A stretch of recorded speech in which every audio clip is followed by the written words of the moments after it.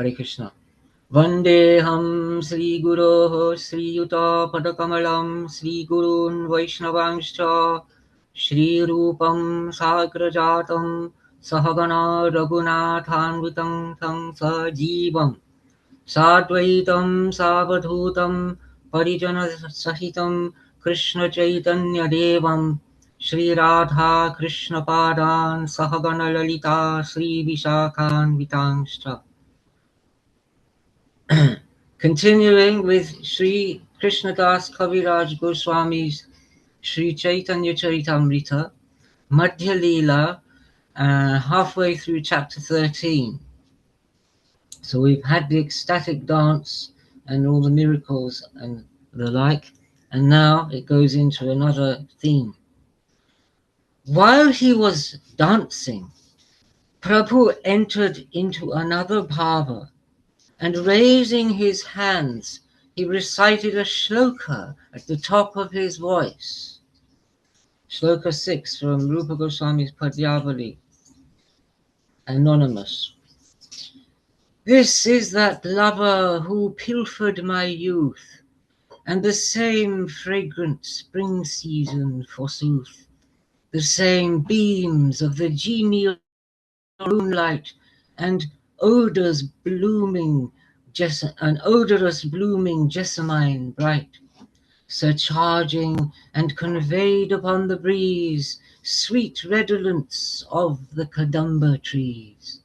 But that love dalliance knows not return, while under the Vetasi tree I yearn, and to the Reva's shelving bank would go to revel with my amorous hero. So Mahaprabhu is reciting this. Mahaprabhu recited this shloka again and again, and except for Swarupa, no one understood the meaning of it. I have explained previously on the meaning of it. Let me give a brief explanation of the bhava and its meaning. As formerly all of the gopis in Kurukshetra, gaining the sight of Krishna, were gladdened, so that same bhava arose in Prabhu when he saw Jagannatha, and immersed in that bhava, he caused this refrain to be sung. And finally, Radha made this petition to Krishna. You are as you were, I am as I was at the first meeting, and so Vrindavana steals my heart, so cause your feet to appear there. Here there are vast crowds of people and elephants and horses and the sound of chariots. There, in the forest of flowers, we listen to the sound of nightingales and bees. Here you are in the dress of a king and all companions, kshatriyas. There you are Krishna with the flute to his mouth, with the gopas. That happiness which I taste with you in Braja, there is not a drop of that sea of happiness here. Have Leela again with me in Vrindavana, and then the desire of my heart will be fulfilled. This speech of Radhika is in the Bhagavat. I have described it formally in a sutra. So under the control of that bhava, Prabhu recited the shloka, and no one knew what the meaning of the shloka was. Swarupa Goswami knew, but he told no one else. Sri Rupa Goswami explained it in another way. With Swarupa, he tasted the meaning of it, and in the midst of the dance, he recited this shloka. Shloka 7, Bhagavat Purana 10:82-48. O lotus-naveled one, your lotus feet are the sole support for the people fallen into the pit of the world, and always the object of meditation in the hearts of deeply concentrating Yogeshwaras. May you always be in the hearts of your serving maids. That's the end of the quote. So now this is the Tripadi section. Of others the heart is the Hridaya, of me the heart is Vrindavan. I know my heart and the forest as one. There if you make your feet appear, then I acknowledge the fullness of your mercy. O Lord of my heart, hear my true prayer. Vraja is my residence. There is my union with you. If I do not find you, my life will not remain. Formerly by means of Uddhava, and now face to me, you explain the means of yoga and jnana. You are clever and learned and full of grace. You know my heart. These things should not be told to me. Having snatched my mind from you, I try to attach it to worldly things. No matter how hard I try, I cannot snatch it. Teach meditation to such a one, and you make people laugh. You make no distinction between proper and improper places. A gopi is not an adept at yoga, who at your lotus feet would meditate and so gain joy. The dexterity of your speech and its clever fraudulence, hearing it, the anger of the gopis will grow still more. For one who does not remember his body, where is the pit of the world? He does not want liberation from it.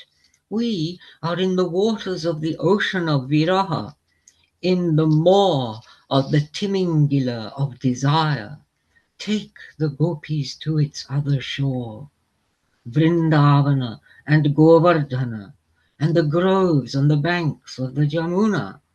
In those bowers of the Rasa and other Leelas, the people of Braja, in Braja, mother and father and friends, how could you forget those wonderful pictures? You are charming and sweet and true, principled, affectionate, gentle. There is no hint of a fault in you.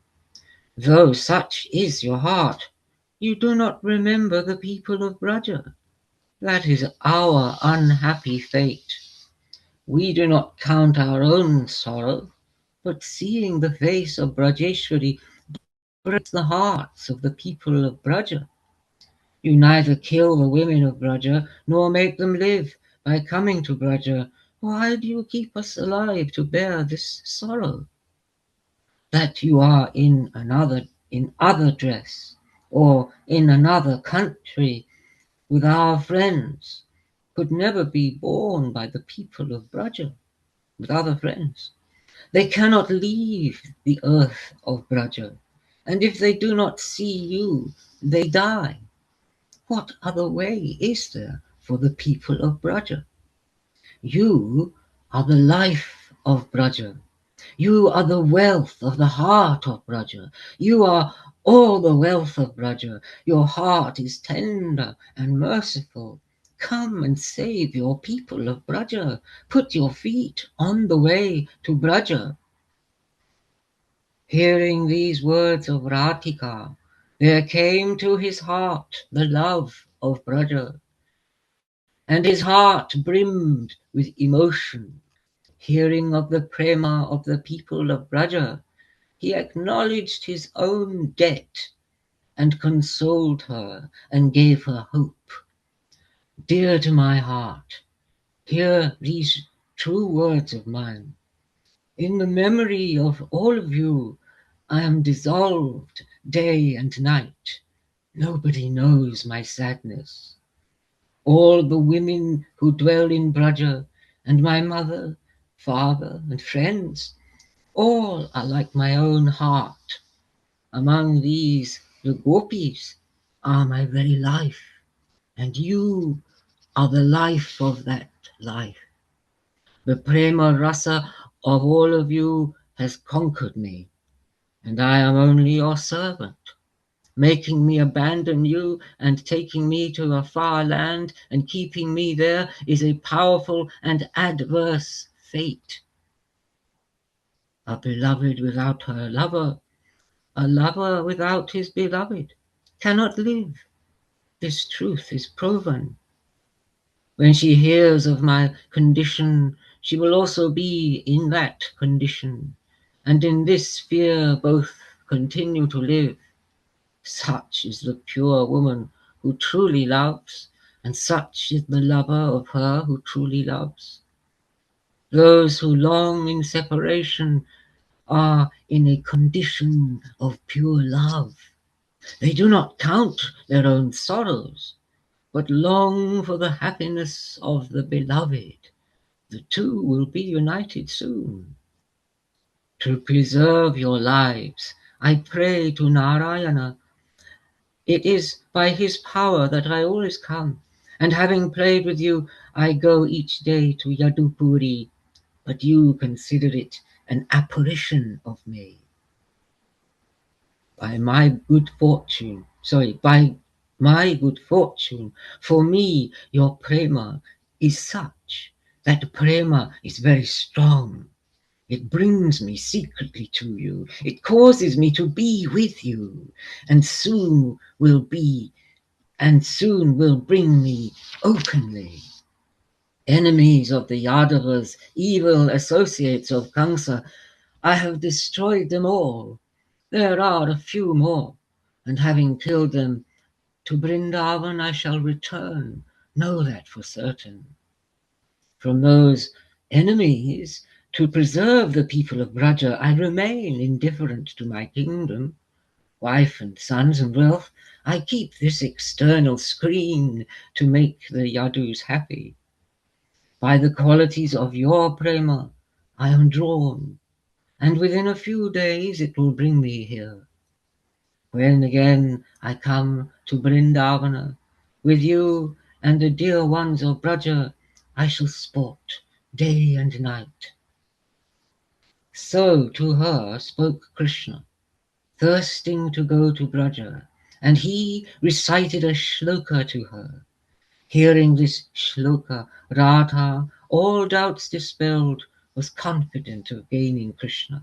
And the shloka, Bhagavad Purana 10:82-44. Bhakti alone, to me, leads to immortality for all beings. It is most fortunate that love towards me has been born in you, gaining myself. End of quote.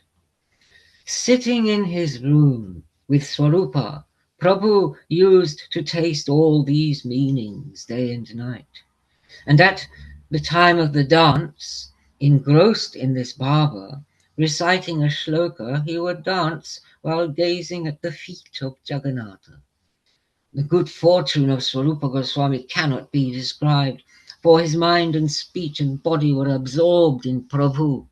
The senses of Prabhu were identical with the senses of Swarupa, and in this absorption he tasted the songs.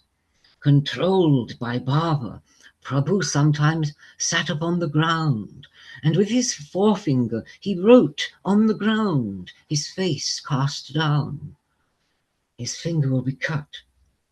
Thinking this, Damodar in fear held Prabhu's hand with his own. The songs of Swarupa were matched to the bhava of Prabhu. Whatever rasa arose, he gave it form. Seeing the holy lotus face of Sri Jagannatha, and in it his two beautiful eyes, the face glittering in the rays of the sun, his garlands and clothing and ornaments pure and fragrant, there rose up in the heart of Prabhu a sea of joy, and there rose up at that same time a windstorm of madness. In the madness of joy there rose up waves of bhava. An army of many bhavas swelled the battlefield. The surging up of bhavas and the calming down of bhavas, Sandhi, Sabalya, Sanchari, Satvika, Sthai, there was a surging up of all of these. The body of Prabhu was like a mountain of pure gold. It was like a tree of the flowers of bhava, on which all the flowers were in bloom. Seeing this, the hearts and minds of the people were attracted, and with a rain of the nectar of prema, Prabhu nourished all of them. Servants of Jagannatha and ministers of the king and pilgrims and those who lived in Nilachala were astonished when they witnessed the prema of the dance of Prabhu. And Krishna prema arose in the hearts of all of them. In prema, the people sang and danced and raised an uproar, and all were sunk in the bliss when they saw the dance of Prabhu. Why speak of others?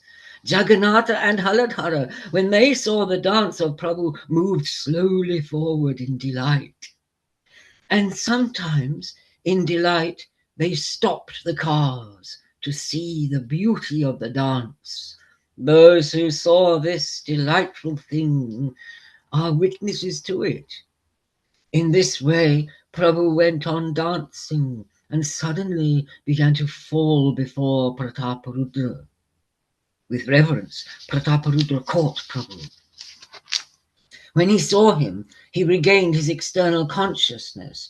When he saw the king, Mahaprabhu reproached him, "Alas, one concerned with worldly things has touched me."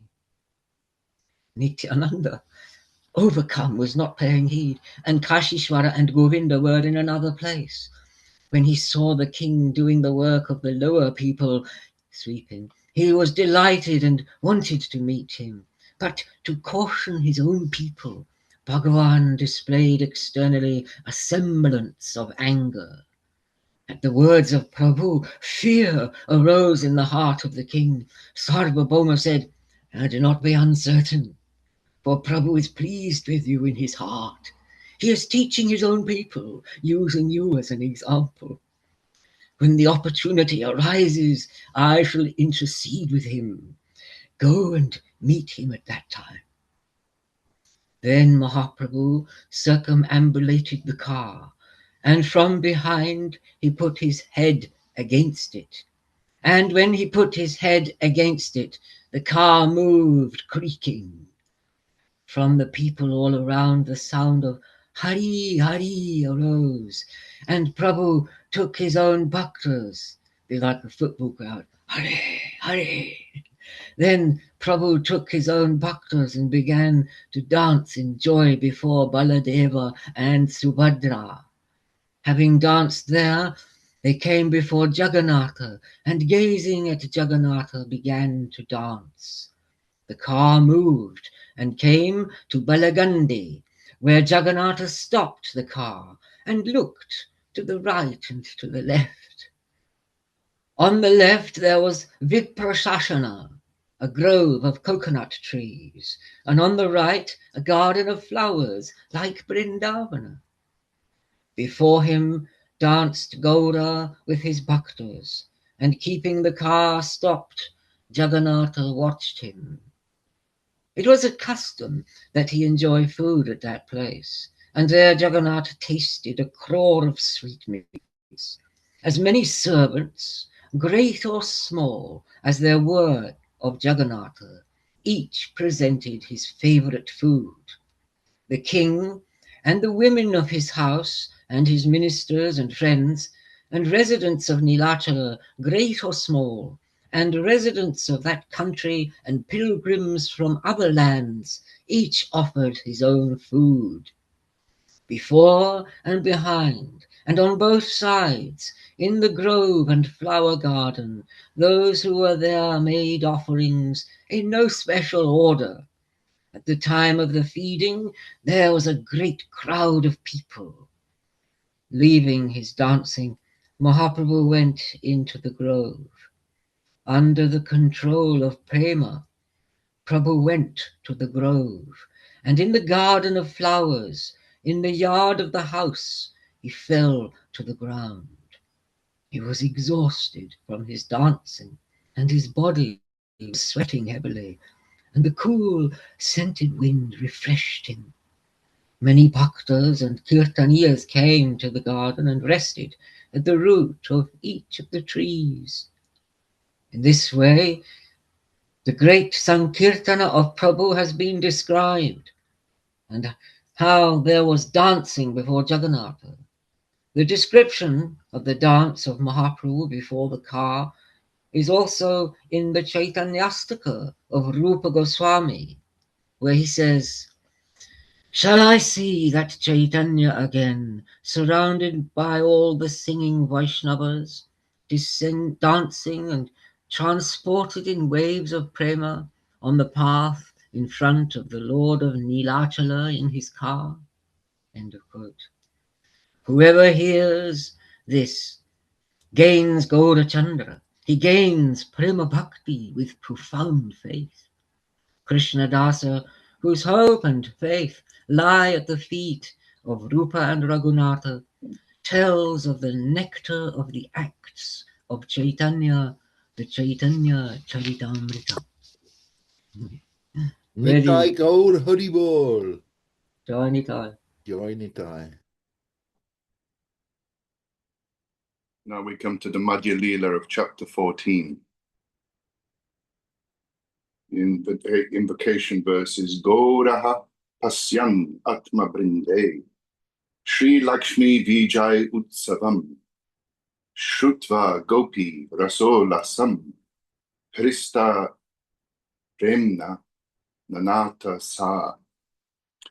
That Gaura, watching his own people, the Sri Lakshmi Vijay festival, and listening to the happiness of the Gopi Ras, overjoyed with prem, danced. Jaya Jaya Gaura Chandra, Sri Krishna Chaitanya, Jaya Jaya Nityananda, Jaya Dvaita Dhanya. Glory, glory to Gaura Chandra, Sri Krishna Chaitanya. Glory, glory to Nityananda, and glory to the great Advaita. Glory, glory to Srivas and the other Gaura Bhaktas. And glory to those who listen, the wealth of whose hearts is Gaura. In this way, Prabhu was overcome with love. At that time, Pratap Parudra entered. At the suggestion of Sarvabhauma, he had put aside his royal dress. He came alone to that place in the dress of a Vaishnava. With palms together, he asked leave of all the bhaktas, and boldly fell and held the feet of Prabhu.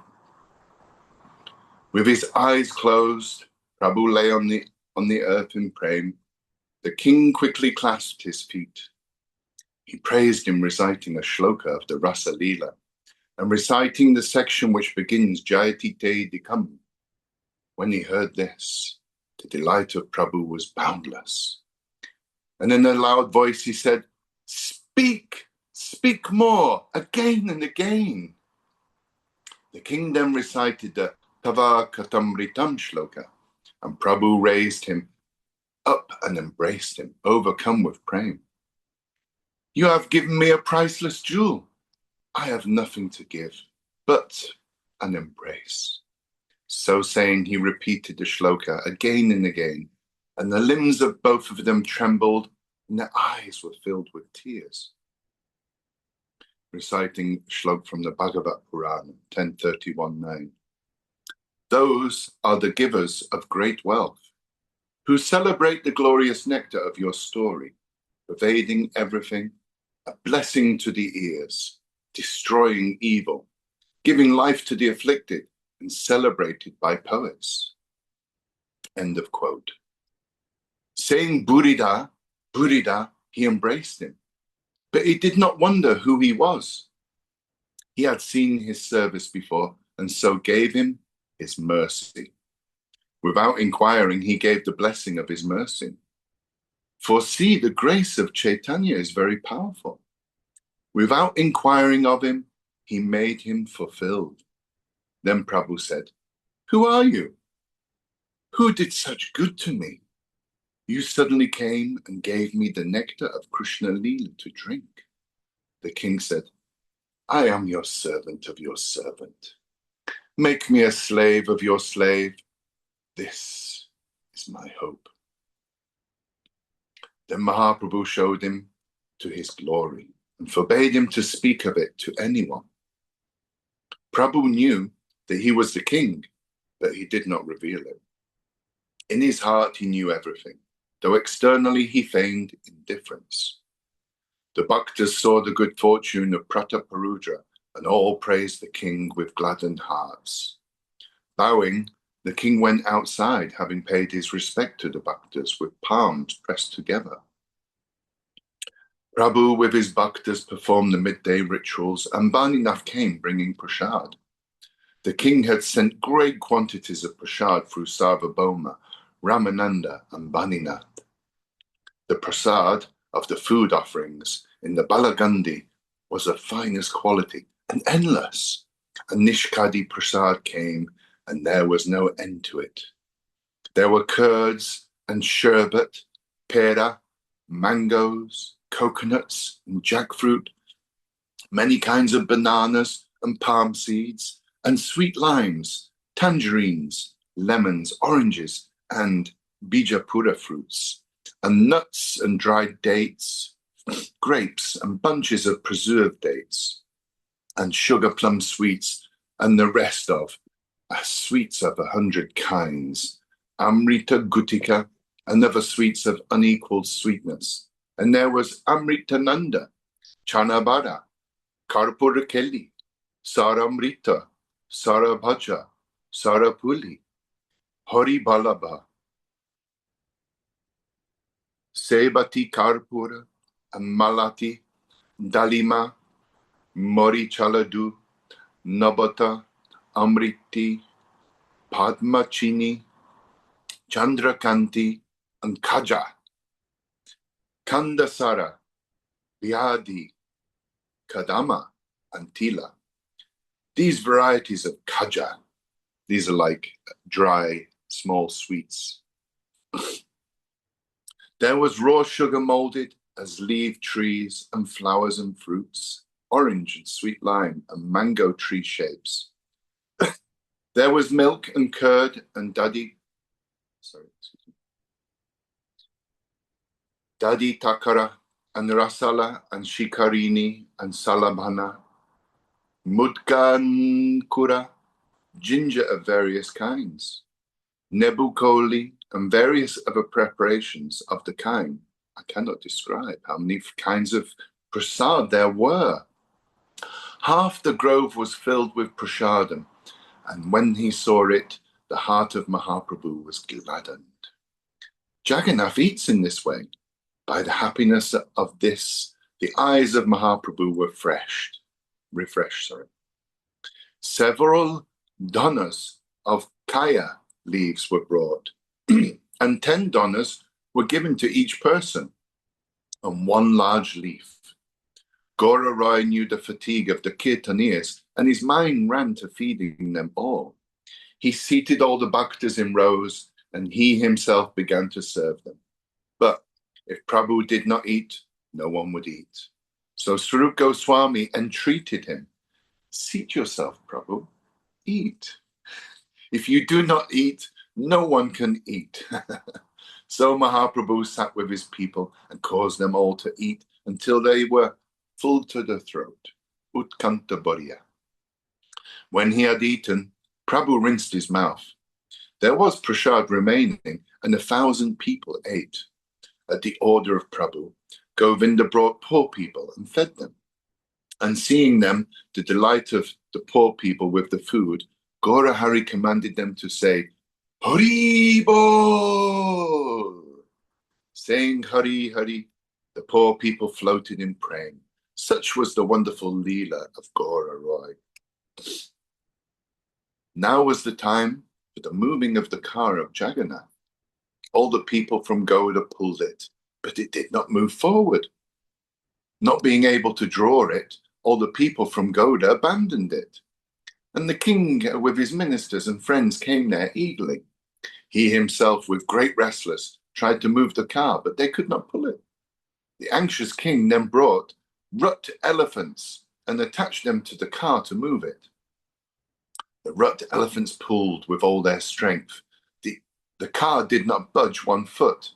It remained motionless. Hearing of this, Mahaprabhu came with his own people and saw that the rut elephants pulling the car being beaten The elephants were screaming, the goads in their bodies, but the car did not move, and the people were astonished. Then Mahaprabhu ordered all the elephants to be freed, and with his own people, he began to pull on the rope by which the car was drawn. He himself got behind the car and put his head against it, and the car began to move, creaking forward. The bhaktas, with their hands on the rope, merely ran forward. He himself made the car move, and they did not draw it. In great delight, the people made the Jai, Jai sound. Jai Jagannath filled the air, and nothing else could be heard. In an instant, the car moved to the gate of the Gundicha. Seeing the power of Chaitanya, the people were amazed. Jai Gaura Chandra, Jai Sri Krishna Chaitanya. The people raised a great tumult. Seeing this was Pratap Paruja with his ministers and friends, and witnessing the greatness of Prabhu, prema blossomed forth in their bodies. Then all the people performed the Pandu Vijaya, means when the deity comes down. And Jagannath came and sat on his own throne. Subhadra and Baladev came to their thrones. Jagannath bathed and began to eat. Mahaprabhu with his followers came into the courtyard, and in joy, Prabhu began the dancing and the kirtan. The prema of Mahaprabhu began to swell in joy, and seeing it all, the people floated in an ocean of prema. After dancing, in the evening, they watched the arti, and Prabhu came to the Ayodhya garden to rest. Advaita and other bhaktas gave him invitations. 9 of them won his presence for 9 days. The rest of the bhaktas for 4 months of the monsoon apportioned out the time, 1 for each day. 1 day for each, sorry.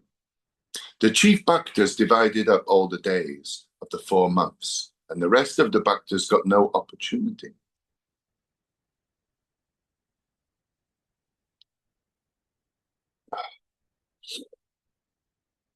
On one day, 2 or 3 together would give him an invitation, and in this way went the invitation play of Mahaprabhu. In the morning, having bathed, he would go to see Jagannath. With his bhaktas, he would perform Sankirtan and dance. Sometimes Advaita, sometimes Nityananda, sometimes Haridas danced, sometimes Achyutananda, sometimes Bekeshwara, and sometimes other bhaktas. And in the evening, they had kirtan in the courtyard of Gundicha. Prabhu realized that Krishna has come to Vrindavan, and the manifestation of his viraha from Krishna was dispelled. His Krishna Lila with Radha was in his consciousness, and Prabhu was himself immersed in the rasa of this. And with his bhaktas in various gardens, in his Vrindavan Lila, in the lotus ponds of the Indrajumna, he played in the water.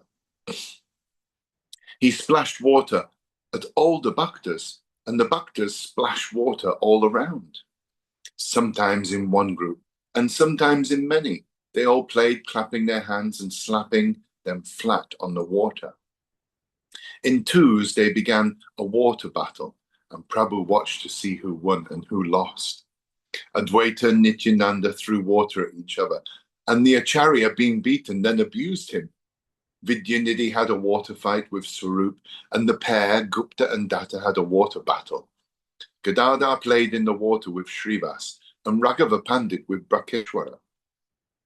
Ramananda Rai played with Sarvabhauma. The dignity and solemnity of both disappeared, and they became like children. Mahaprabhu, seeing the giddiness of them both, laughing a little, said to Gopinath Acharya, "Both of them are proved in wisdom and gravity, yet they are acting silly as children. Tell them to give up." Gopinath said, "Your mercy is as great as the sea. When you will make it swell up, 1 drop of it drowns the mountains of Meru and Mandara." They became as tiny foothills. What more is there to say of them? Those whose lives have been passed with the dry fodder of philosophical argument, You have cause to drink the nectar of Lila. This is your mercy. Smiling then, Mahaprabhu summoned Advaita and made him lie down on the water as the couch Shesh, and he laid himself upon him. Prabhu manifested the Leela of the reclining on Shesh, and Sri Advaita, manifesting his own power, floated away on the water with Mahaprabhu. In this way they played in the water for some time and came back to the Ayodhya gardens, Prabhu with his bhaktas. Puri and Bharati and others of the chief bhaktas went to eat at the invitation of the Acharya. As much prasad as Bhaninath brought, these followers of Mahaprabhu ate. They came in the afternoon and had darshan and danced, and in the evening came again to the garden to rest. The next day they came and had darshan of Ishwara, and danced and sang for some time in the courtyard. Prabhu came to the garden with his bhaktas, and with his bhaktas enacted the play of Vrindavan. At the darshan of Prabhu, the trees and creepers blossomed, the bees and the cuckoos sang, and the cool breeze blew. Prabhu danced at the foot of each tree. Vasudev Datta alone was singing. At the foot of each tree, a single person sang, and in extreme absorption, Gora Roy alone danced. Then Prabhu told Vakeshwara to dance. Vakeshwara danced, while Prabhu began to sing. With Prabhu, Swarup and the rest of the Kirtaniyas sang, and in the flood of prem, they were not conscious of this direction or that. In this way, they manifested the forest Leela for some time and went to play in the water of the Narendra lotus pond. Having played in the water, they again came to the garden, and he enacted the great feast, then with his bhaktas. Jagannath remained in the Gundicha for 9 days, and Mahaprabhu manifested Leela there with his bhaktas. There was a great flower garden called Jagannath Balab, and Prabhu rested there for 9 days. Realizing that the Hora Panchami day had come, the king said carefully to Kashi Mishra, "Tomorrow is Hora Panchami. It is the emergence of Sri Lakshmi. Prepare a festival such as never been before. Prepare a great festival with such special things that seeing them Mahaprabhu will be astonished. In the storehouse of the Thakur and in my storehouse are coloured garments, umbrellas, waist bells and fly whisks. Prepare flags and banners, bells and mirrors and swings. Bring various instruments and prepare also for the dance. Double all the offerings. Let it be more wonderful than the car festival itself. Let it be done so that Prabhu, having come of his own will with his followers, may see it." In the morning, with his followers, Prabhu went to Sundarachal to have darshan of Jagannath. Again with his bhaktas, he came to Nilachala, anxious to see the delights of Hora Panchami. Kashi Mishra took great care of Prabhu. He took and seated him with his followers in a good place. Prabhu wanted to hear a special ras. Smiling a little, he said to Swarup, "Although Jagannath has Leela at Dwarka and naturally manifests his highest generosity, still, once in the middle of each year, he is undeniably anxious to see Vrindavan. These groves are like Vrindavan, and he is very anxious to see them. So, under the pretext of the car festival, Prabhu comes outside, and leaving Nilachala, goes to Sundarachala. In the various gardens of flowers, he plays there day and night. Why does he not take Lakshmi Devi with him?" Swarup said, "Hear, Prabhu, the cause of this. Lakshmi has no right to the play of Vrindavan. The gopis are the companions of the Vrindavan play. Except for the gopis, there is no one to steal the mind of Krishna." Prabhu said, "Krishna goes forth under the pretext of Journey, and Subhadra and Baladev. These two are with him. He has many leelas with the gopis in the groves. No one knows the profound bhav of Krishna. Though no fault at all attaches to Krishna, why does Lakshmi Devi exhibit such anger? Swarup replied, this is the nature of those who have prem. The bhav of anger arises because of the indifference of the beloved one.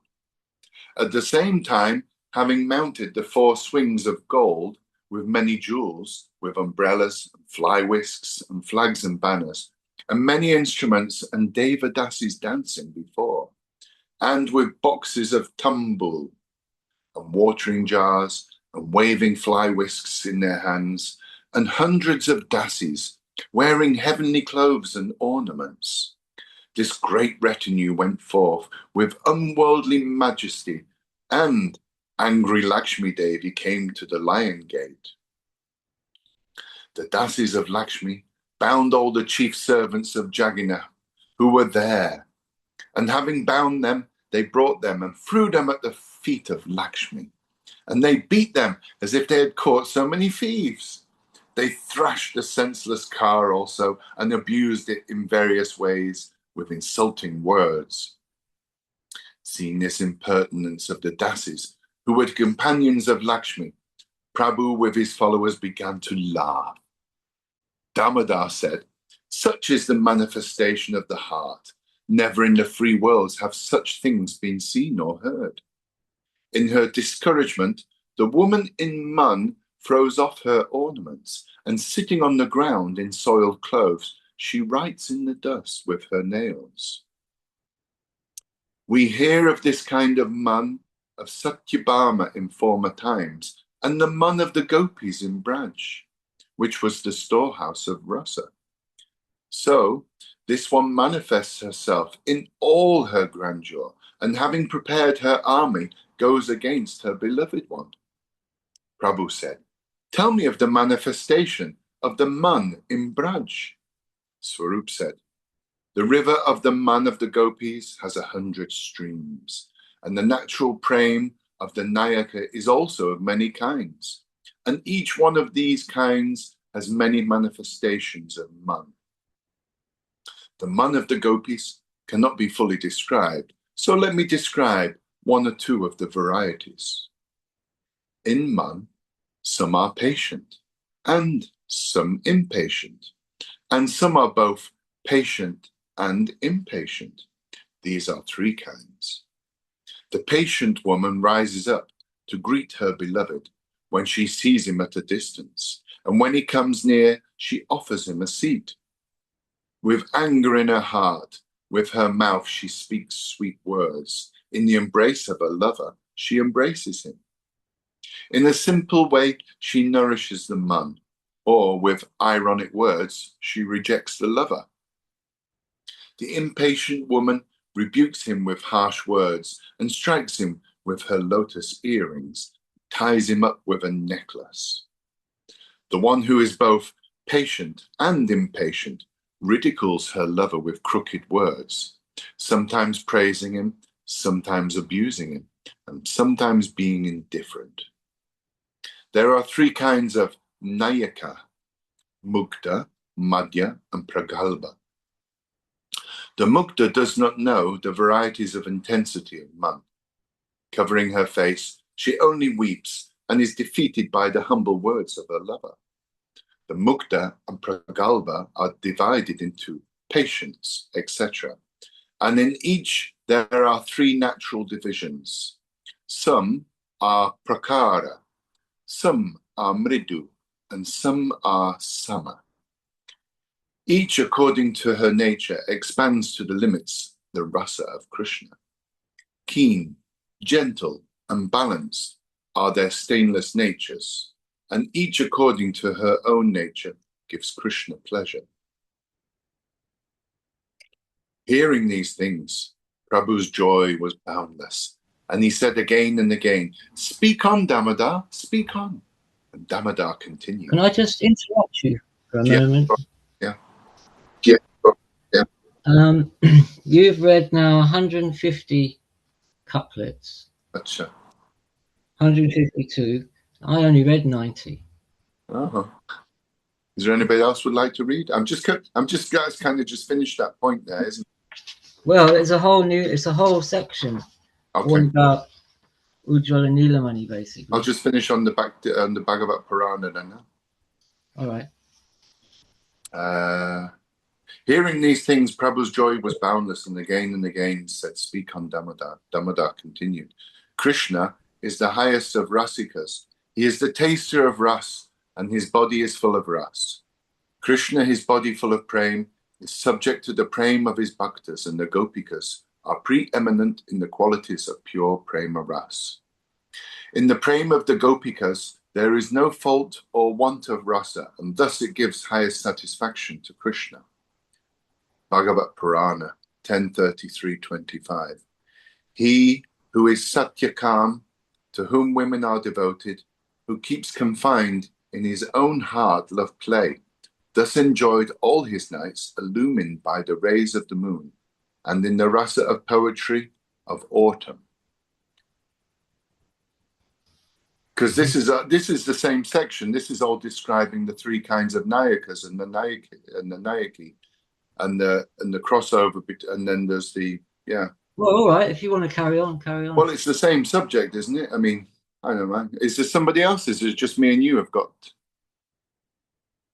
I think it is, but I started at the end of the last chapter. You're going to read a whole. Do you want to take over this then? Do you want to? Because it's complex and deep and. Yeah, I like this bit, and then we'll still have time. You can have another go. Yeah, sure. It's lovely, Dima. I was really enjoying. Oh, it's so beautiful! Wow, this was actually a main conversation that would be brought up in Puri again and again when I travelled there with my Gurudev. I'd like to discuss this and go into all different aspects of the different nayakas and nayakis and so on. Okay. Thank you, everybody. So I'll carry on. So you just quoted the Bhagavatam verse about Krishna, who is Satyakama.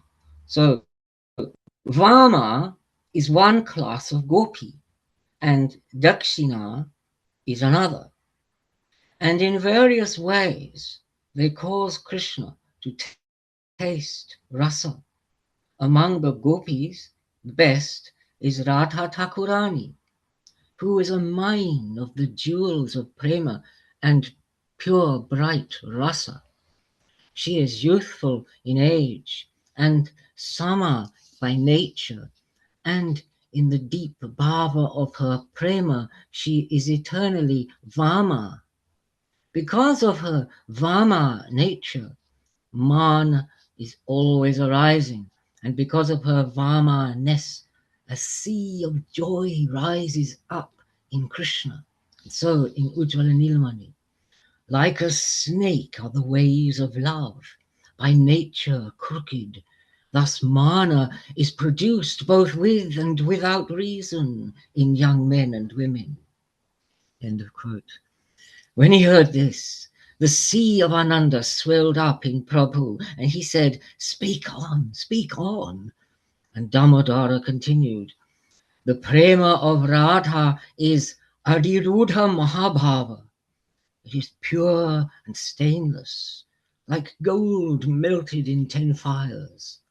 If she suddenly gains the sight of Krishna, she becomes embellished with the ornaments of many bhavas, the 8 sattvika bhavas and harsha and other vyabhichari bhavas. Natural prem has 20 bhavas as ornaments. There are kila kinchita, kuttamita, vilasa, lalita, viboka, motayita, mugda, and chakita. The limbs of Radha are ornamented with these bhava ornaments, and when he sees them, a wave of delight rises up in Krishna. So now he's going to describe some of these bhavas. Now here, a description of the Kila Kinchita Bhava ornament. For Radha, dressed in this ornament, steals the heart of Krishna. When seeing Radha, Krishna wants to touch her, when he blocks her path at the toll station. When coming, he forbids her to pick the flowers, and when in front of her companions, he wants to put his hand on her body. In all these situations, the Kilakinchita arises. And from the very first, the Sanchari Bhava called Harsha is its basic cause. That's jubilation. And so it is said, when, born of delight, pride, desire, tears, smiling, ill will, fearlessness, and rage appear all at the same time, this is called Kilakinchita. The other 7 bhavas come and blend together naturally, and the blending of all 8 is Mahabhava. Pride, desire, fear, insincere anger, and slight smiling are joined with rage and ill will. And when the various characteristics of the 8 bhavas are joined together, the heart of Krishna is satisfied with the taste of it. It is like the sweet rasala made by blending curd, sugar, ghee, honey, pepper, camphor, and cardamom flavored plum. Seeing the joining of these bhavas in the eyes of Radha, he gains a happiness 1,000,000 of times greater than union. And so in Ujjvala Nilamani. Stopped by Madhava on the path, Radha glowed with an inward smile. Her sprout-like eyelashes glistened with tears in the corners of her eyes, the borders of them red, sprinkled with delight, shrinking a little before him, her eyes like stars looking up softly from beneath their lids. May you be blessed with that sight of her in the Kilakinchita Bhava. And again in Govinda Lilamrita, Radha's eyes, the corners of them, the colour of dawn, were restless and full of tears, blazing up in rasa. Her lips were trembling in emotion, revealing her feeling. And because of this bhava, her eyebrows raised archly. She smiled a little, seeing her face thus ornamented with the Kilakinchita bhava. He gained a delight 1,000,000 of times better than union, a delight beyond the power of words to describe. Hearing these things, the heart of Prabhu was delighted and overcome with happiness. He embraced Swarupa. Speak now of the signs of the ornaments of the Vilasa and other bhavas, by which bhavas Radha stole the heart of Govinda. So Swarupa Goswami began to speak, and listening Prabhu and the bhaktas gained much delight. Radha is sitting, or is on her way to Vrindavan, when suddenly she catches sight of Krishna.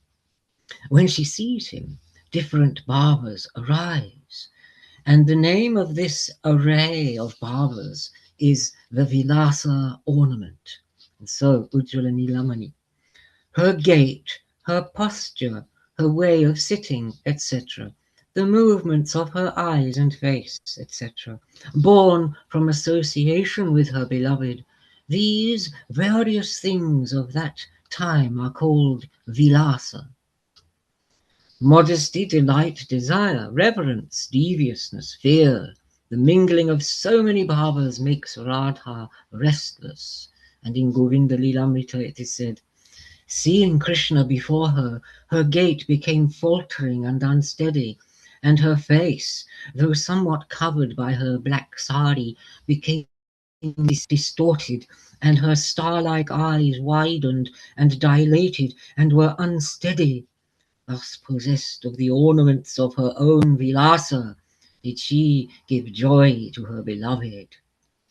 Thus, when Radha was standing before Krishna, his body bent in a Tribhanga pose, her eyebrows danced, and in her face and in her eyes arose many bhavas. This bhava of the beloved is called the Lalita ornament.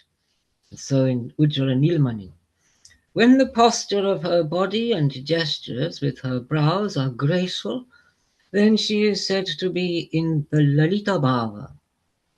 When Krishna sees adorned with Lalita, Radha adorned with Lalita, that's the Bhava, each longs for union with the other.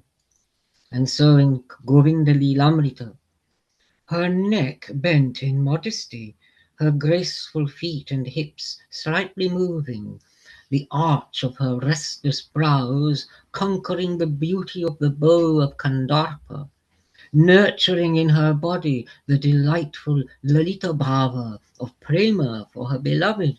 She, because of her love for her beloved, is decorated with the manifestations of Lalita.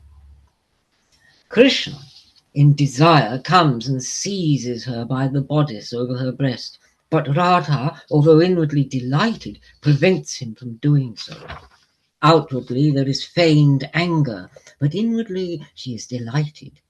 Kutta Mitta is the name of this Bhava ornament. In Ujjvala Nilmani it is said, though when he touches the breast or lips of his beloved, she is delighted, yet from coquetry she was outwardly angry and as though hurt. And she is called Kuttamita by the wise. She stops his hand, so the desire of Krishna is not fulfilled. Inwardly Radha is delighted, outwardly she feigns anger. She is as if pained and obstructs him abruptly, smiling a little. She rebukes Krishna. Shloka 13. She whose thighs were like the trunks of elephants, not opposed to the opposed to the lust of Krishna, made the pretense of preventing his hands from touching her, and with her mouth, though enchanted, she abused him with scoldings filled with a sweet smile.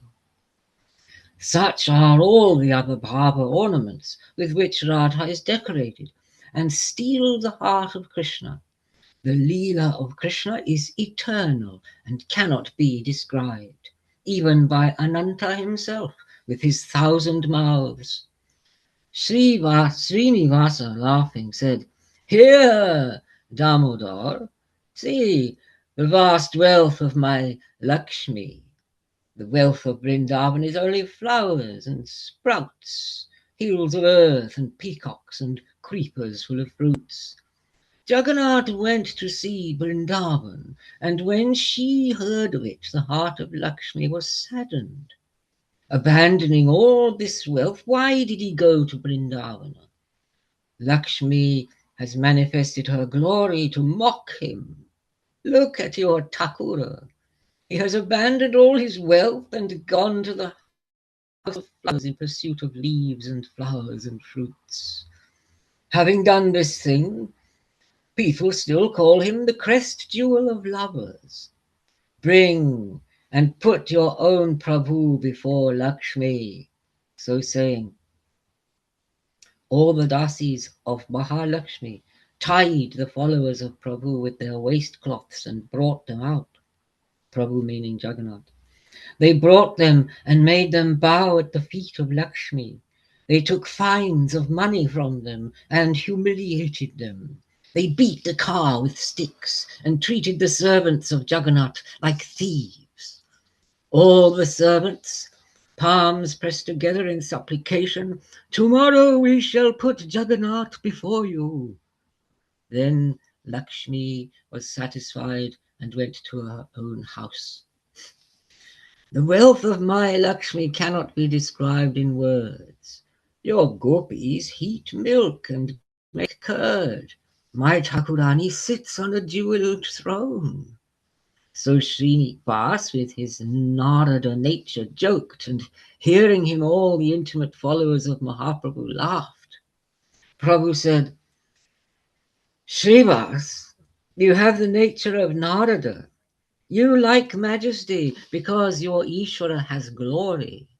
Swarup Damodar here is a pure dweller in Braja. He knows nothing of pomp and floats in pure prema." Swarupa said, Srivas, listen carefully. You don't consider the true wealth of Vrindavan. The wealth of Dwarka or Vaikuntha is not equal to one drop of that ocean of wealth which is natural to Vrindavan. For Param Purushottama Swayam Bhagavan is that Sri Krishna who is the holder of wealth, and Vrindavan is his place. The earth there is full of touchstones. It is a place of jewels, and the ornaments of the feet of the female servants are touchstones. Here the forests are naturally filled with wishing trees and creepers, and no one desires any wealth other than the fruits and flowers. And there are infinite numbers of wishing cows wandering from grove to grove, and they give only milk, and no one desires anything else. Here the words of people are naturally like heavenly songs, and their natural gait is as graceful as the dance. Everywhere the water there is like nectar, and there the taste of the glory of Chit and Ananda takes physical form. There are many Lakshmis, conquering in qualities Lakshmi herself, and there the flute of Krishna is the friend and lover. And so in Brahma Samhita, Param Purusha is the lover, and the Shris are his beloveds. The trees are wishing trees. The earth is made up of piles of touchstones. The water is nectar. The speech is song. Walking is a dance. The flute is the beloved female companion. Chit and Ananda, the highest glory, and that is to be tasted. And also in Bhakti Rasamrita Sindhu, a quote from Bilvamangal. In Vrindavan, the foot ornaments on the limbs of the women are touchstones. The flowers and trees of love are the trees of gods, and the wealth of Braja is herds of wishing cows. Its wonderful greatness is a sea of delight. End of quote. When he heard this, Srinivasa, overwhelmed with prema, danced. He clapped his sides and roared with laughter. Prabhu, also overcome, listened to the pure rasa of Radha, and overcome with that rasa, he began to dance. Overcome by rasa, Prabhu danced, and Swarupa sang. Prabhu said, "Bol, bol," and cocked his ear. Listening to the song of the Braja rasa, prema rose up. Prabhu flooded the village of Purushottama with prema. At the proper time, Lakshmi Devi went to her own house, and Prabhu danced. It was the third watch. The four groups sang until they were tired, and Mahaprabhu became doubly overcome with prema. Overcome with the prema of Radha, Prabhu became her very image. And Nityananda, seeing this from a distance, sang praise. Nityananda, knowing that Prabhu was absorbed in bhava, did not come near, but remained at a little distance. Except for Nityananda, who could restrain Prabhu? The absorption was not dispelled, though the kirtan did not continue. By a sign, Swarup made known the fatigue of everyone. And seeing the fatigue of his bhaktas, Prabhu became externally conscious. With all his bhaktas, Prabhu went to the flower garden, and resting there, he took his midday bath. Many offerings of the prasada of Jagannath came, and many kinds of prasada of Lakshmi. In great delight he ate with his followers, and having taken his evening bath, he went to have darshana of Jagannatha. Seeing Jagannatha, they danced and sang, and at Narendra he played in the water with his bhaktas. He went to the garden and feasted in a grove, and in this way Prabhu played for 8 days. On the next day was the Bitara Vijay of Jagannatha, so mounting his car, Jagannath went to his own house. Before it, Prabhu and his bhaktas danced and sang in highest joy. And again there was the Pandu Vijaya of Jagannatha, and the single strand ropes of silk were torn. The cushions of the Pandu Vijay were burst under the weight of Jagannath, and cotton burst out and blew away. Ramananda and Satyaraja Khan were from Kulinagram, and Prabhu respectfully commanded them, "You undertake to be suppliers of these silken ropes. Prepare and bring ropes here every year." Saying, he gave to them the torn ropes, and showing them, he said, "Make them much heavier than these."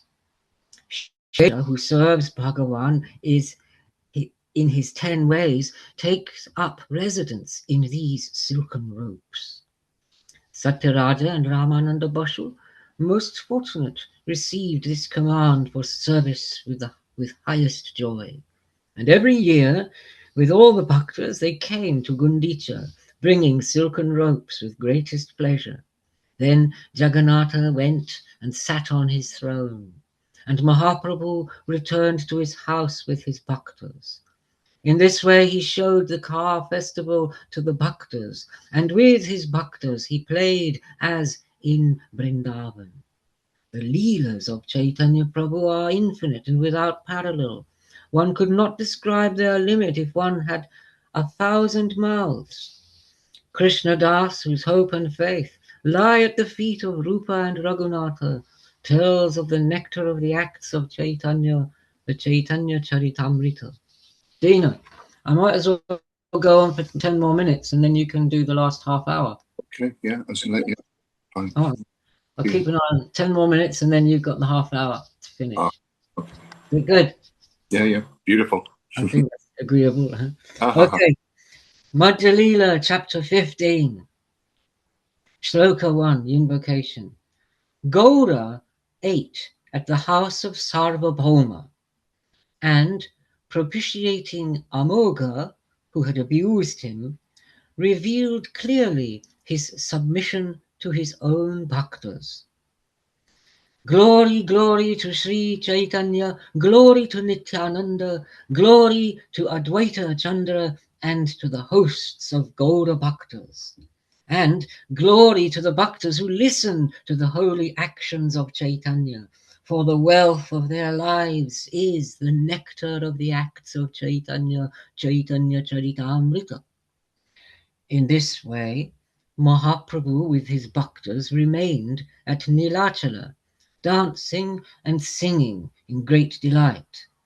At the first opportunity of the day was the darshana of Jagannath, with dancing and song, and obeisance, and prostration, and praise.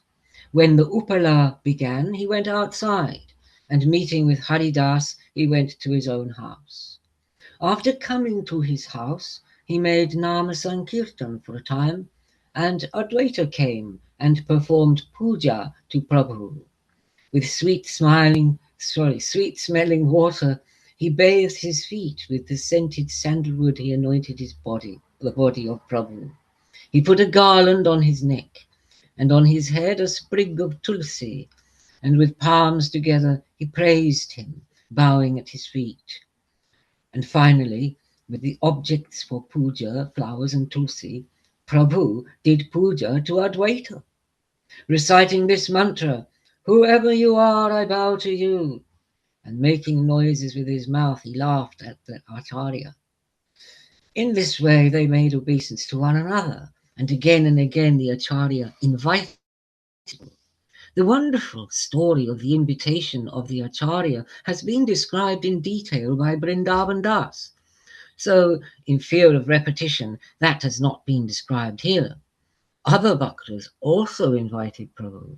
On different days, different bhaktas had great festivals in their houses, and all the bhaktas ate there with Prabhu. Some cooked food in their own houses, and some brought prasada, and in this way the Vaishnavas invited him.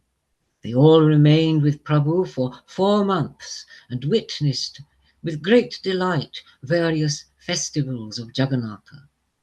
In this way, in various pleasant ways, the 4-month period passed, and Prabhu, dressed as a Gopa, celebrated the Krishna Janma festival. On the day of the Krishna Janma festival was the great festival of Nanda, and Prabhu and all the bhaktas were dressed as gopas. They all carried loads of milk and curd on their shoulders and came to the place of the great festival calling out, Hari, Hari. Kanai Kutiya was dressed as Nanda, and Jagannath Mahiti was Vrajeshwari. Prataparudra himself and Kashi Mishra and Sarvabhauma and the temple servant Tulsi, with all these, Prabhu danced in delight, and the bodies of all of them were covered with milk and curd and turmeric water. Advaita said, "Let me speak the truth. Do not be angry. If you can twirl the staff, then we shall know that you are a Gopa." Then, taking a staff, Prabhu began to twirl it. Again and again he threw it into the air and caught it, above his head, behind his back, in front of him and on both sides. Between his legs he twirled the staff, and the people watching laughed. He twirled it like a wheel of fire, and when they saw it, the people were astonished.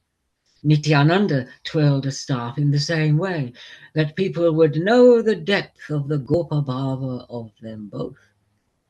At the order of Prataparudra, the temple servant Tulsi brought a piece of the prasada clothing of Jagannatha.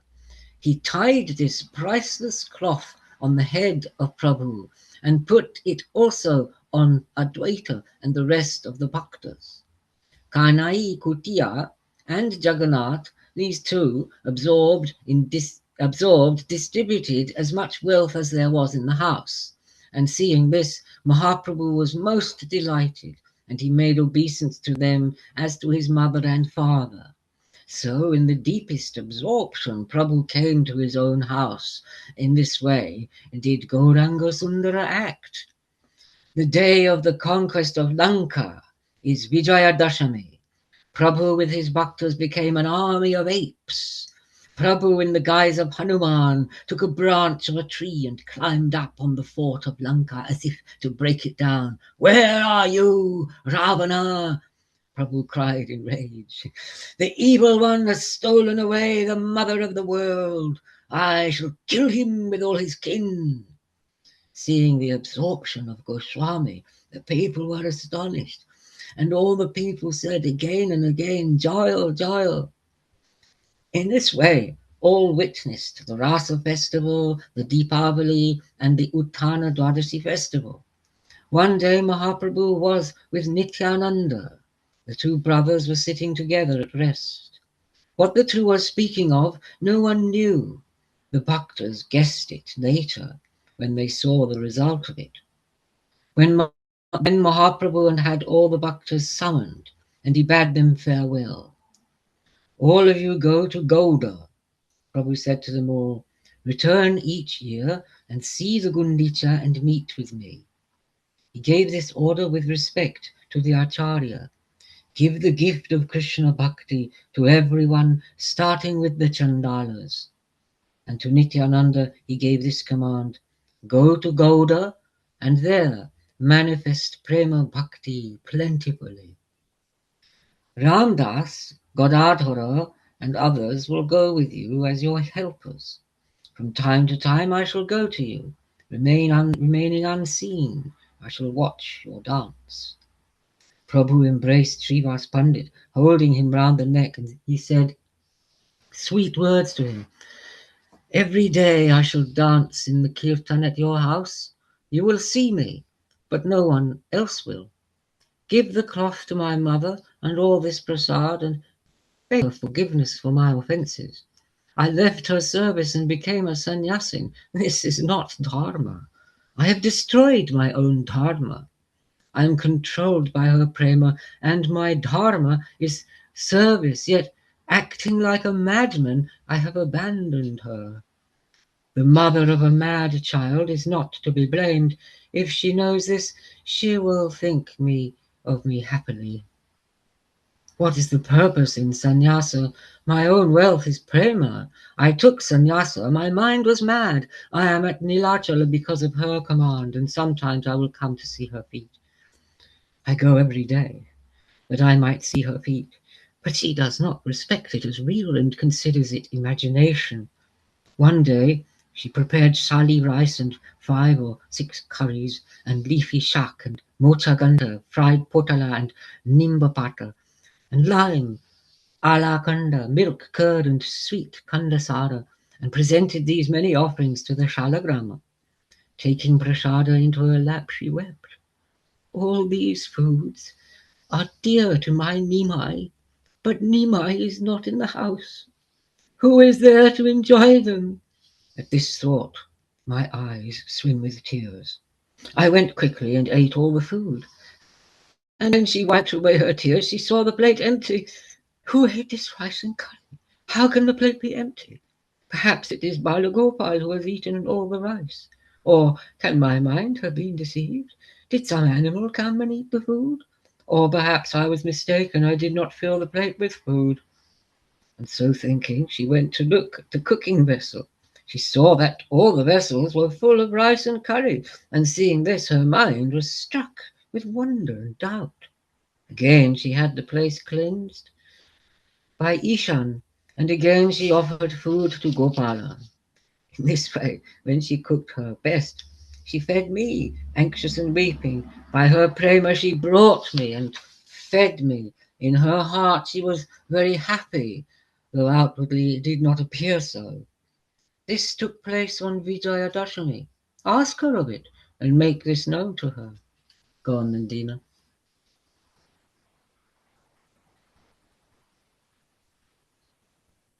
You see? Yeah. Verse 68. Okay. Let's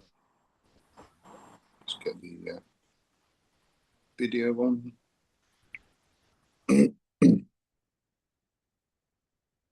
While speaking in this way, Prabhu was very upset, but he was outwardly calm. In order to bid farewell to the people, he said to Raghava Pandit with very sweet words, messed that up a little bit. While speaking in this way, Prabhu was very upset, but he was outwardly calm in order to bid farewell to the people. He said to Raghava Pandit with sweet words, because of your pure prem, I am bound to you. Hear, everyone, the story of this man's service to Krishna. His service is most pure and is of the highest kind. Other offerings aside, hear of his coconut offerings. For 5 gandas, a coconut can be bought anywhere. At his house, he has many hundreds of trees and lakhs of fruits. Still, if he hears of a place where there are sweeter coconuts, he gives a price of 4 panas each for the fruits and brings them there with great care from 10 kroshas distance. Each day, he has 5 or 6 of the fruits shelled and immerses them in water to make them cool. At the time of the food offering, he would again shell them to look like conch shells, and having made a hole in the end, he would offer them to Krishna. Krishna would drink the water of those coconuts. Sometimes the fruits were empty, sometimes filled with water. When he saw that the fruits were empty of water, the Pandit was delighted, and he would break the fruit and fill a pure vessel with the coconut meat. Having offered the meat, he would meditate outside, and Krishna would eat the coconut meat and leave the vessel empty. Sometimes he ate the meat, and again he would fill the vessel with meat. And the faith of the Pandit grew as he floated in a sea of praying. One day, having prepared 10 fruits, his servants brought them to begin the offering. It was not the proper time, and there was a delay, so the servant remained in the door with the vessel of the fruits in his hands. He put his hand on the lintel above the door, and with that hand he touched the fruit, and the Pandit saw it. The Pandit said, "People come and go through that door, and the dust of their feet raises up onto the lintel. You put your hand on the lintel and touch the fruit, and the fruit has become unclean and not fit for Krishna." And so saying, he threw the fruit against the wall, and thus with pure service in praying, he conquered the world. Then he had other coconuts prepared and caused them, highly purified, to be offered. In this way, bananas and mangoes and oranges and jackfruit, when he heard that they were all good in a village, however distant, he would buy them at a very high price and bring them carefully. And having purified them, would give them as offering. And so too with vegetable curries and roots and fruits, and with chira and hudama and sandesh sweets, all these things. And so with pita and panna and cream and cooked rice of the highest quality and well purified. He would prepare kashandi and other things of the kind, and perfumes, clothing and ornaments, the best of all goods. In this way, in praying, he offered unequaled service, and the eyes of all the people were refreshed when they saw him.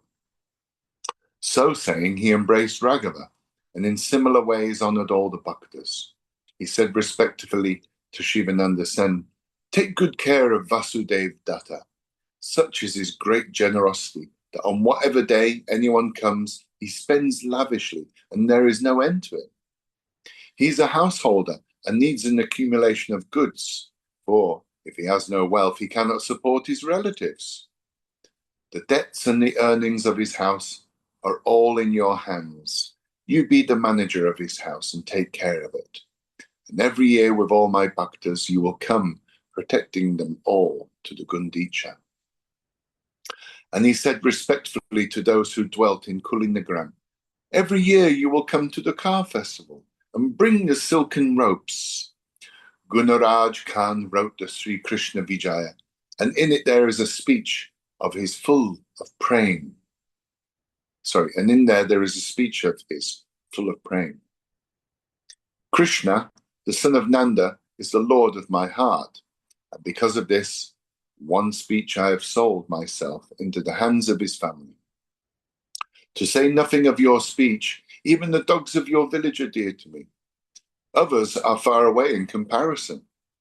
Then Ramananda and Satyaraj Khan made petition at the feet of Prabhu. "We are householders, attached to worldly objects. What should be our sadhana? Give us command from your holy mouth, Prabhu. We pray at your feet."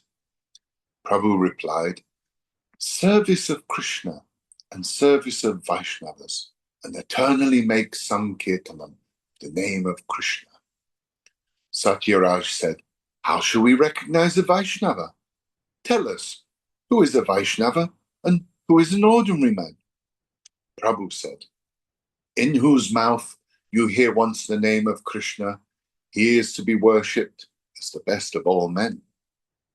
For by one name of Krishna, all pap is destroyed, and 9 kinds of bhakti are filled by the name.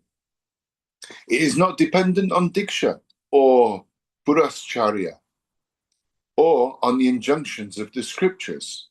At the touch of the tongue, everyone, down to the chandalas, is saved. The result of it is the destruction of samsara and the mind being attracted by it. Praying for Krishna is aroused." Rupa Goswami's Padyavali, quoting Lakshmidara, "Attracting those who are pure at heart, driving away all pap. Easy to attain by anyone down to chandalas, endowed with the power of mukti, this mantra of the name of Krishna. Not by diksha, nor by meritorious conduct, nor by purascharya, but by the merest touch of it on the tongue fulfills." End of quote. Thus, in whose mouth there is one Krishna name, he is a Vaishnava. Offer him greatest reverence. And from Kanda, Mukunda Dasa, Sri Raghunanda, Sri Narahari, these 3 leaders were there. Sri Sachinandana asked Mukunda Das, "You are the father, and Sri Raghunandana is your son.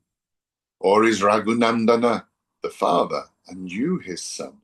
Tell me now certainly, that all my doubt may be dispelled." Mukunda said, "Raghunandana is my father, and I am his son. Of this I am certain. The Krishna Bhakti of all of us is in the form of Raghunandana. Thus, Raghu is the father, and I am certain of it. When he heard this, Prabhu said delightedly, "You have spoken truly.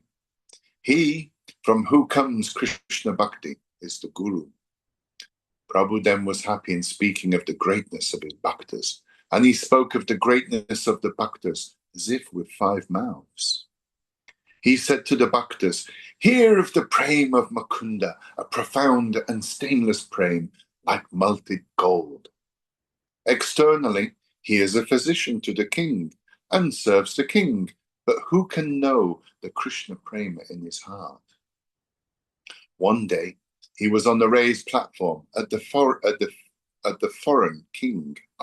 One day he was on the raised platform of the foreign king and was carrying on a discourse about medicine before him.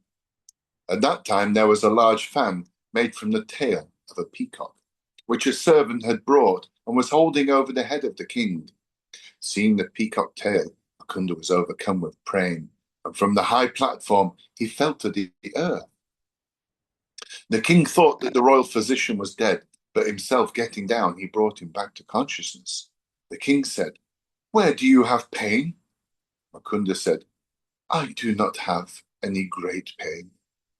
The king asked Mukunda, "What caused you to fall?" Mukunda replied, "I have the disease of epilepsy." The king was most wise and knew all these things, and he knew that Mukunda was one who had knowledge of the great perfection. Raghunandana served in the temple of Krishna. At its door was a tank, and on the bank of the tank was a hewn ghat. There was a kadamba tree which bloomed throughout the 12 months, and every day there were 2 flowers for ornaments for Krishna. And again he said to Mukunda, in sweet words, "Your duty and your dharma is the earning of wealth, and the duty of Raghunandana is the service of Sri Krishna, for he has no thought other than the worship of Krishna. Narahari, remain with my bhaktas. You 3 men always perform these 3 duties." Sarvabhauma and Vidyachaspati were 2 brothers, and Goswami said to them, out of his mercy, "In these days, Krishna reveals himself as wood and as water. In darshan and in bathing is the release of creatures. Sri Purushottam is manifest as Daru Brahma, and he who is like Jal Brahma is manifest as Bhagirathi. Sarvabhauma, worship Daru Brahma. Vachaspati, serve the Jal Brahma." Then Gora embraced Murari Gupta. He spoke of his firm bhakti while the bhaktas listened. "Once I tried to tempt him again and again. Most sweet, O Gupta, is Brajendra Kumar. Bhagavan himself, the container of all, the refuge of all, pure, stainless, full of prema ras. He is most clever, artful, steadfast, the chief among rasikas, a mine of jewels among jewels, of all pure qualities. His actions are sweet. The Leela of Krishna is sweet, who performed the Rasa Leela with such art and cleverness. Worship that Krishna. Take refuge in that Krishna. There is no worship in the heart apart from that Krishna. In this way, again and again, he listened to my words, and because of my praise, his mind was turned a little. He said to me, "I am your slave. I am here to carry out your command. I am not independent."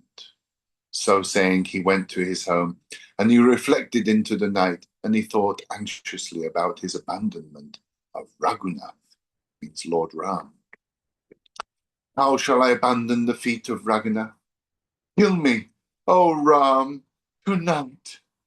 Thus he wept the whole night. He had no peace of mind, and he was awake all night. In the morning he came and held my feet, and weeping, he pleaded with me thus: "I have laid my head at the feet of Raghunath. I cannot take my head away. There is pain in my heart. If I do not abandon the feet of Raghunath, your command is disobeyed. Tell me what I should do." In this situation, give mercy to me. O you are full of mercy, let me die before you. Let this indecision be over. When I heard this, I was very happy in my mind, and I raised him up and embraced him. O most perfect Gupta, your faith is very deep. Your heart has not been shaken by my words. In just such a way should the love of his servants long for the feet of Prabhu, that even if Prabhu abandons them, they should not leave his feet. To know the firmness of your bhav, I have tempted you again and again. You are a servant of Sri Ram, like the incarnate Hanuman. How could you abandon his lotus feet? That Murari Gupta is like my own heart. When I hear of his humility, my heart bursts. Then Prabhu embraced Vasudeva and recited his qualities as if he had 1,000 mouths. When he heard his own qualities, Datta was very embarrassed in his heart, and he held the feet of Prabhu and begged, "Your avatar, Prabhu, is to save the world. Promise me one boon." "Prabhu, you are full of mercy and able to do it with ease. If you want to. I see the unhappiness of creatures in my heart is torn. Prabhu, place the sin of all creatures on my head. Taking the sins of all creatures, make me suffer in hell. Prabhu, dispel the illness of the world of all creatures." Hearing this, the heart of Mahaprabhu melted. With tears in his eyes and trembling, he began to speak in a broken voice. "For you, this is not a wonder. You are Prahlad, and upon you is the full grace of Krishna. Krishna in truth does that which his servants ask, and he does nothing other than fulfill the desires of his servants. If you desire the salvation of the creatures of the Brahma world, all will be saved without suffering for sin. Krishna is not able to do it. He possesses all strength. Why should he cause you to suffer the fruits of sin? He for whom you desire welfare becomes a Vaishnava, and Krishna puts all the sins of Vaishnavas far away."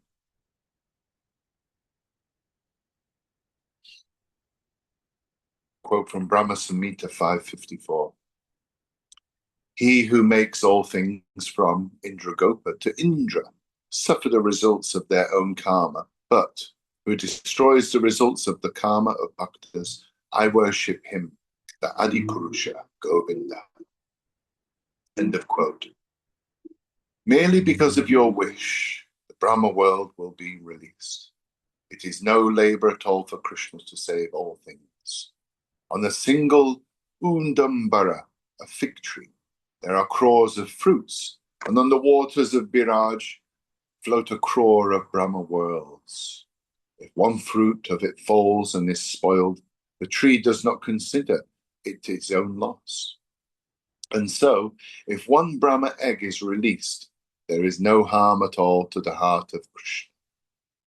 Vaikuntha and other places of Krishna are infinitely majestic, and they have a moat around them called the Ocean of Cores. On this float the innumerable Brahma worlds. With Maya, they float on the moat as if in a vessel full of mustard seeds. And if a single mustard seed were lost, it would be of no great calamity. So Krishna would not mind the loss of one single world. And if Maya were destroyed, together with all the Brahma worlds, still Krishna would not feel loss. It would be like the death of a she-goat to a man who was a master of a crore of wishing cows. What is Maya to Krishna, who is the Lord with the 6 divine attributes? Quote from Bhagavat Purana 10:87-14. O unconquerable one, glory unto you. Destroy the unborn, which is hiding, the Anand and the other qualities, of living creatures both moving and unmoving with sin, for which reason you are possessed of all majesty, in and by yourself. O Master of the power of all living beings, at that certain time you were playing with Maya, although you were yourself. Thus, the Shrutis prove this of you. End of quote. In this way, he described each of the qualities of all the bhaktas and embraced them and bade them farewell. At separation from Prabhu, the bhaktas all wept, and the heart of Prabhu was downcast. In separation from the bhaktas, Gadadhar Pandit remained beside Prabhu, and Prabhu had him settled in Yameshwara. That's a place in Puri. Puri Goswami, Jagannananda, Swarup Damodar, Damodar Pandit, Govinda, and Kashishwara. With all these, Prabhu remained in Nilachala. And every day in the morning they had darshan of Jagannath. One day, Sarvabhauma came to Prabhu, and with palms pressed together, made this request. All the Vaishnavas have returned to Gauda, and it is an opportune time to extend an invitation to Prabhu. Now come and dine at my house for a full month. Prabhu replied, "It is not proper. I cannot do it." Sarvabhauma said, "Then eat there for 20 days. Prabhu replied, "This is not the sign of the dharma of an ascetic." Sarvabhauma said, "Then come for 15 days. Prabhu replied, "I shall dine with you one day." Then Sarvabhauma held the feet of Prabhu and humbly entreated, 10 days. Prabhu gradually caused this to shrink to 5 days, and he agreed to dine with him for 5 days. Then Sarvabhauma implored him, "With you, there are 10 sannyasins. Let Puri Goswami eat at my house 5 days also. I brought this to your attention long ago. Swarup Damodar is a friend of mine. Sometimes he will come with you, and sometimes alone. The other 8 sannyasins will come 2 days each. Thus, there will be one person on each day, and the month will be filled up. If many sannyasins were to come together, I could not show them proper honor, and I would commit an offense. You will come to my house with your own shadow. Sometimes you will bring Swarup Damodar with you." Getting a sign of assent from Mahaprabhu, his heart was overjoyed, and he invited Mahaprabhu that very day. The wife of Bhattacharya was called Sati's mother, and she was a great bhakta of Prabhu, as affectionate as a mother towards him. Coming home, Bhattacharya gave her instructions, and in delight Sati's mother began to cook. The house of Bhattacharya was full of all kinds of materials, and those fruits and vegetables which weren't there he had collected and brought. The Bhattacharya himself did all preparations for cooking. Sati's mother was learned and skilled in the art of cooking. To the south of the kitchen were two eating rooms. One room was for the service and food offerings to Shalagram. The other room was for feeding Mahaprabhu. The Bhattacharya had built it anew himself. There was an outside door through which Prabhu could enter, and there was another door through which to bring the food from the kitchen. There was a round leaf of the 32 cluster banana, which could hold 192 tolas of rice. The rice was soaked with yellow, sweet-smelling ghee, and the ghee flowed on all 4 sides of the leaf. There were rows on rows of containers of banana leaves and kaya leaves, these filled with various kinds of curry and placed all around. There were 10 kinds of leafy green vegetables and the liquid preparations of nimba shukta. There were curries of pepper and chana bada and barigola. There was dukta tumbi, dukta kushmanda, beshari, lapra, mocha ganta, mocha bora, and various vegetable dishes. There was an unparalleled curry of brihad kushmanda bari and fulla bari, and fruits and roots of various kinds. There was brinjal fried with new nimba leaves, and patol bhaja with fulla bari, pumpkin, and manachoki.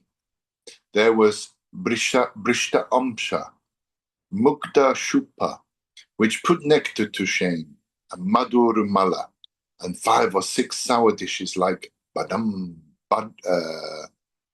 badamla. There were very sweet mugda bada, masha bada, and banana, and many cakes such as cream puli and coconut puli. There were kanji bada and dugda chira and dugda loka kalaki, and so many other kinds of cakes that I cannot count them all. There were earthen pots filled with the best rice, soaked in ghee, and others containing champakala, oiled milk and mango. There was rasala and churned curd and unequaled sandesh sweets, as many kinds of foods as there were in Goda or in Utkala were there. Utkala means Orissa. Goda means West Bengal. With great reverence, the Bhattacharya had all this prepared, and on new wooden seat he spread a glistening cloth. On both sides he put jars of sweet-smelling cool water, and he put a sprig of tulsi over the rice and curries. And he had brought amrita gutika and other cakes and things to drink, and he kept separate all the prasad of Jagannath. At the time Mahaprabhu had performed his midday ritual, and knowing his heart, he came alone. The Bhattacharya then washed his feet and brought Prabhu inside the house to feed him. When he saw the rice and other things, Prabhu was astonished, and he said jokingly to Bhattacharya, "All this rice and curry is out of this world. How did you cook it all within 2 watches? For if 100 people cooked on 100 fireplaces, still they would not able to prepare so much curry so quickly. And I see that you have offered the food to Krishna, for on it I see a sprig of tulsi. You are blessed and your efforts are fruitful, that you have made such food offerings to Radha and Krishna. The fragrance and the color of the rice is most charming, and Radha and Krishna have eaten of it. You are most blessed, and I praise you greatly. And I too am blessed, for I shall eat the remainder of it. So take this wooden seat of Krishna and keep it aside, and give me prasad on a separate leaf." But the Bhattacharya said, "Prabhu, do not be surprised. The food has been prepared by the power of him who will eat it. It is not by my effort, nor by the cooking of my wife. By whose power the food has been prepared, he knows that. Sit upon this seat and eat." And Prabhu replied, "This seat is of Krishna, it's to be revered." Bhatta said, "The food and the seat are equally prasad. You will eat the food. Where is the difference if you sit upon the seat?" Prabhu said, "You speak well, and for this command of the Shastras, that the Bhakta taste all that is left by Krishna." Quote from the Bhagavat Purana, 11.664. "We, your servants, who eat the food left by you, are adorned with the clothing, ornaments, scents and garlands used by you, thus conquer Maya. Thus used by you, thus conquer Maya. Still, so much rice cannot be consumed," Bhatta said. "I know what a capacity for food you have. At Nilachala, you eat 52 times, and the rice of each offering is hundreds and hundreds of loaves. At Dwarka, at the homes of your 16,000 queens, and in the houses of the 18 mothers and of the Yadavas, and in Braj in the homes of the Sakis and the Gopas and your maternal and paternal uncles, you would eat morning and evening. And at the sacrifice of Govardhan, you ate heaps and heaps of food, and compared to that, this rice is not a handful. For you are Ishwara, and I am miserable, worthless creature. Accept this handful of alms from me." Hearing this, Prabhu laughed and sat down to eat, and Bhatta delightfully gave him the prasad of Jagannath. At that time, should I stop there, Madan? I think you could go on until 256. Oh yeah, there's just a bit more. Yeah, there's There's just a whole paragraph you can do and then stop. Yeah, okay.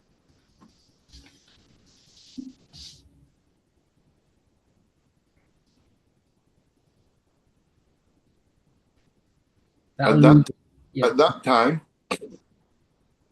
the son-in-law of Bhatta, named Amoga, the husband of his daughter, Sati, and one who abused high-born persons, wanted to see him, Chaitanya, eat, but was unable to come in. For Bhattacharya was at the door with a stick in his hand. But when he was bending over to give prasad, Amoga came in and, seeing the food, began to insult him. With this food, 10 or 12 people could be fed, and this single sannyasi eats all of it.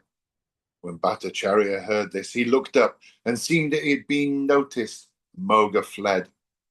Bhattacharya took his stick and ran to beat him, but he could not catch him, for Amoga had fled. The Bhattacharya returned, cursing and abusing him, and hearing this abuse, Mahaprabhu began to laugh. When she heard of it, Sati's mother struck herself in the breast and head, and with her hand, and she said again and again, "Ah, may Sati be a widow." Seeing the sorrow of both of them, Prabhu consoled them, and at their wish he ate the food with pleasure. Bhatta gave him water to rinse his mouth and wash his face, and a sprig of tulsi and cloves and cardamom and sweet things. And he put on the body of Prabhu garlands and sandalwood. Bowing before him, he humbly said, "I have brought you to my house only to have insulted you. Oh, Prabhu, what an offense. Forgive me." Prabhu said, "It is not an insult."